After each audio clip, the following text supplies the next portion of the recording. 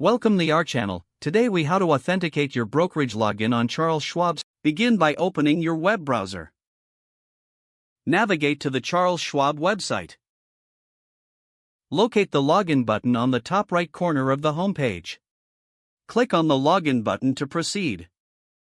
You will be directed to the login page. Enter your user ID in the designated field. After entering your user ID, click on the Continue button.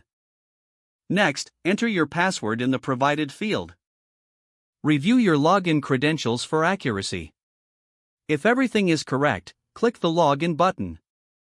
If prompted, complete the two-factor authentication process. This may involve receiving a text message or email with a verification code. Check your device for the verification code. Enter the code in the designated field on the screen. Once the code is validated, you will gain access to your brokerage account. If you encounter any issues, click on the Need Help link for assistance. Follow the on-screen instructions to recover your account if necessary. After successful login, familiarize yourself with the dashboard. You are now ready to manage your investments through Charles Schwab. If the page does not load, refresh the browser or try again in a private or incognito window. Make sure you are using the correct email address, then retype it carefully to avoid small typos. If your password is not accepted, use the reset option and create a new strong password you can remember. Check your spam folder for verification or security emails, then complete any requested confirmation steps.